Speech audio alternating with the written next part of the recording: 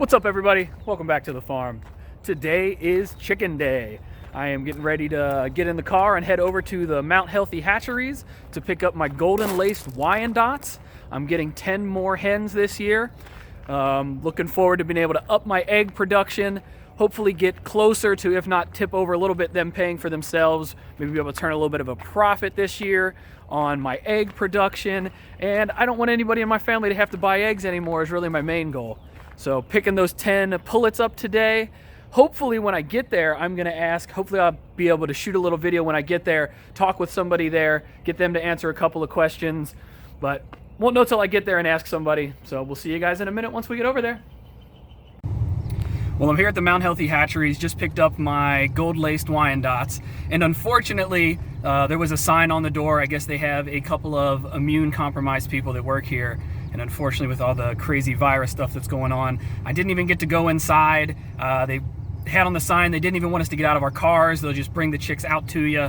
I was hoping I was going to get to talk to somebody and just ask a couple of questions, but I will go ahead and I guess try to fill in the answers to the questions that I was gonna ask. I was hoping to be able to, let them shout themselves out a little bit here at the Mt Healthy Hatchery, but fortunately with everything that's going on right now, it doesn't look like that's gonna get to happen today.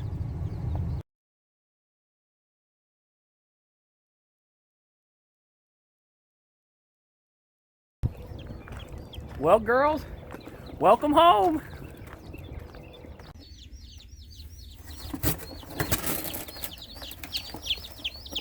Hey there, beautiful girls.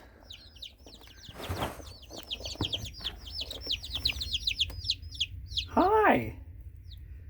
Let's get you guys out and get you warm.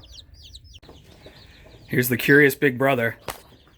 So Dad and I didn't take any video of it when we did it, but a couple of Saturdays ago, we turned this old horse stall into a little brooder room. So this was one of the old horse stalls out in the old barn. We took, if I don't know if you watched the video where I built this brooder box last year, it ended up being way too big to be able to fit into this room. So what we did is we cut it in half. So now I have two smaller brooders that fit perfect right into this little room that we built. And this was all just pallet wood and an old door from when we did the demo on the house a couple of years ago. And we didn't spend any money doing it, but it turned out to be a pretty slick little spot. The whole idea being behind building the brooder room is I did not have a cat-proof place in the barn. And as you can see, they're curious. So this gave me somewhere secure that I didn't have to worry about the cats getting in with the chicks and have to worry about relying on just the brooder box of keeping stuff out, because this is an old barn. I mean, I found there's raccoons that get in here, possums, found all sorts of stuff in here. So just to be safer than sorry, we went ahead and built this room to make sure we could keep all that stuff out. So now I'm going to introduce each one of the chicks to the water, because these are day-old chicks. They haven't eaten or drinking yet.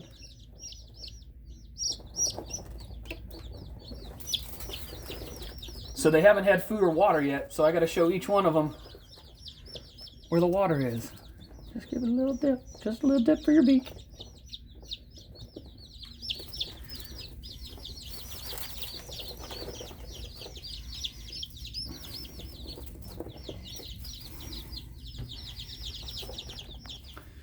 So everybody is into the brooder. I showed them all where the water was. They all have come back to the water again, so they've got that part figured out. I just set in the feeder. They're all coming over to investigate the feeder. I also put a little bit out on a paper towel right there. That was something that the hatchery suggested. I hadn't heard that before. Didn't do that with my chickens last time, but they were already on feeders and on waterers at the farm supply store. So these are fresh hatched chicks.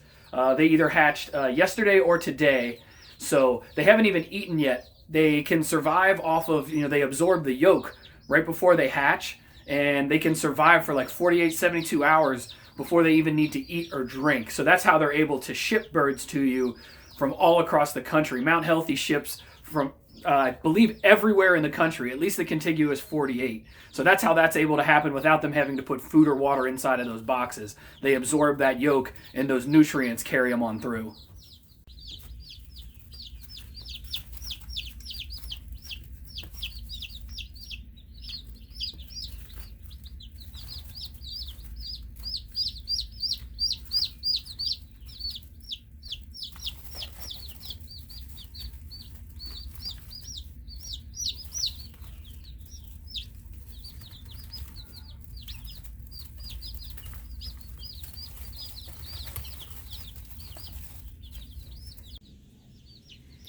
So I tossed this blanket over top of the brooder to kind of help regulate the heat some. I've got to keep it at about 95 degrees in there with the day-old chicks.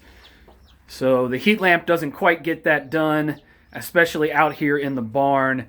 It's pretty cold out here. It's only about 40-something degrees outside today. So I turned the heat lamp on yesterday, and I kind of got figured out what I needed to do with the blanket to get it to stay at about a steady 95 degrees. So got that put back on there. Going to go ahead and let it get warmed back up to temperature. Probably come back out a little later today, do a little bit of Vaseline on their vents and stuff, try to prevent that little putty butt from happening. And we're just getting started. Can't wait. It's going to be fun. Well, that's going to about wrap it up for today's video, guys. Poor Pablo is just so jealous. He has been sitting out here. He's been up on the ceiling. I heard him climbing around. He really wants to get in here and see what's going on.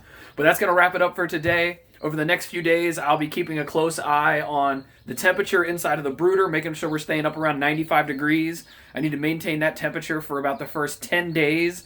And then every week after that, you drop 5 degrees. So it's going to be real important that I keep them warm, really warm here these first 10 days, and then gradually bring it down a little bit as time progresses on from there. So make sure I regulate that temperature, make sure that the water stays full. The water has a little vitamin booster in it, electrolytes and probiotics and stuff. So they're getting supplemented with that, and then make sure that the feeder stays full. All they're doing is eating right now. So we'll keep an eye on those few things and just enjoy watching them grow.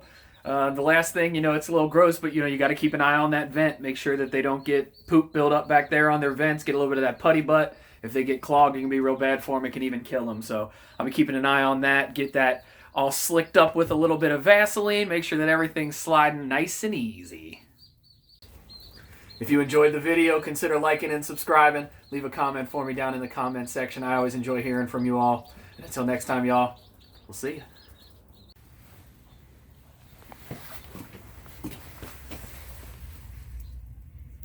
Old apoplectic Mr. Griswold.